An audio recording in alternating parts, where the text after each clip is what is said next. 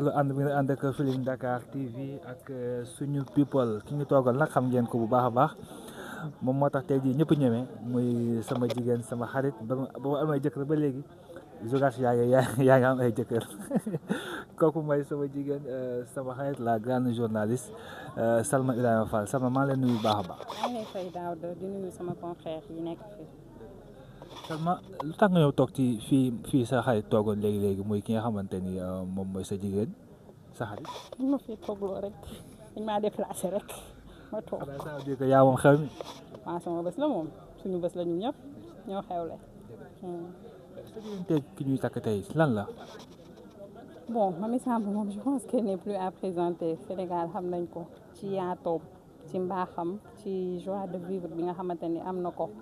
boo toogee moom sax dala ci contaminé ci fourrir yi nga xam ne da koy jox nit ñi tout le temps nekk nit ku baax donc tey mbégte la ñu am teew ci li nga xam ne moo di bësam. 2025 bi da ngay ñëw wala juste sax ci décembre bi nga am borom kër mais ñu gis ni ñëpp ñoo xamante ne ñu ngi nekk sans limite nekk ci média bi jigéen ñi dañuy am borom kër loolu lan la yaa joxe yoon bi wala yaa woon yoon bi wala. waaw 2025 s'annonce bien rek parce que lii lañ doon ñaan. xam nga am borom kër ñu ci war a topp ci le Sénégal autrement bi ñuy wax nga dund ko ci beneen xar kanam waaye ci beneen anam sant yàlla. kan moo nekk seen jëkkër kan la kan mooy nekk chéri bi wala xamoo ko. loo may li nga may laaj nii lan la nii jëkkëru kan. monsieur Niang la ba xaw ma monsieur Niang. jëkkëru Mamy. waaw jëkkëram la rek moo ko takk. kan la si gars yi. ki koy denc rek moo ko takk. xam nga doo dem ba code. ngoon tamit def code. kii tamit dafay def code Mamy. ça dépend ci moom rek en tout cas daal ki koy denc jëkkëram moo ko takk moom jabaru jëkkëram la moom loolu moom leer nañu. ñu xaar ba cool yi jeex ba manifestation yi jeex ba dëkk bi nekk stable ngeen doog a dugg seen vie normalement. waaw c'est normal parce que jamono yooyu xëy na taluñu ko man boog personnellement taluma ko woon parce que instant boobu noonu ku la wax dama laa nopp sax nee na yii kii baa yónni wuñ ko j'avais peur quoi. donc après dëkk bi comme li may wax le Sénégal autrement Sénégal soppi xar kanam après nga mën a engager sa vie dund ko parce que xam nga ni ci stabilité nga nekk le Sénégal autrement ngay dund donc ci anam yëpp nga koy vivre. ndax les gars yi ñemee journaliste yi jigéen ñi lan la xanaa. parce que dañ leen ragaloon. xam nga tamit seeg journaliste moom toujours mi ngi ci plateau yi mi ngi ci génn yéen lan moo tax gars yi.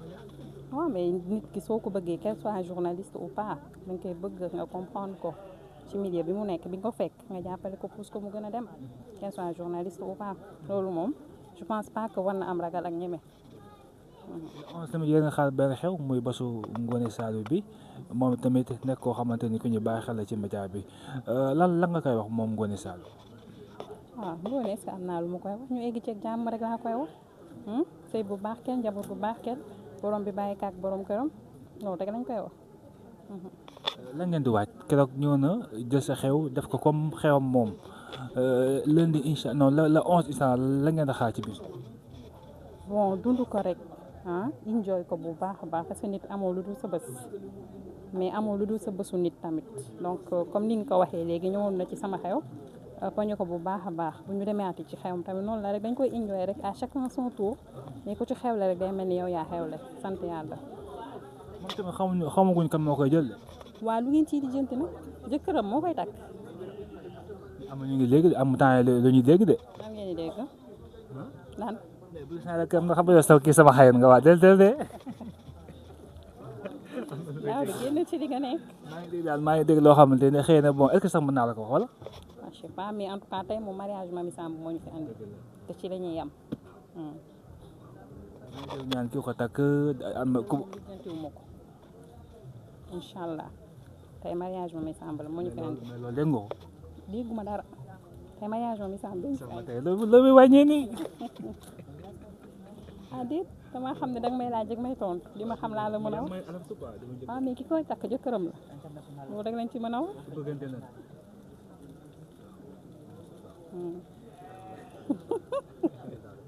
lay tàggoo. may tàggoo sant yàlla. yal na yàlla barkeel lépp. dégg naa gars yi ñu ne ñaareel. ay yow doo ma baal. ah déet baal ma nag. tey mbégte moo ñu fi andi yooyu jotaay yooyu yëpp andi wuñ fi nañ ko ñaanal sëyam barkeel mu am ci njaboot ku barkeel. ñun journaliste yu góor ñi amaguñ jabar loolu ñaan. ngeen takk seen fit rek daal di ciy topp léegi incha allah mais lu jot yomb. ki takk Mamy Samb journaliste la wala. wóoruma nag de jëkkëram la daal moo ko takk. jërëjëf.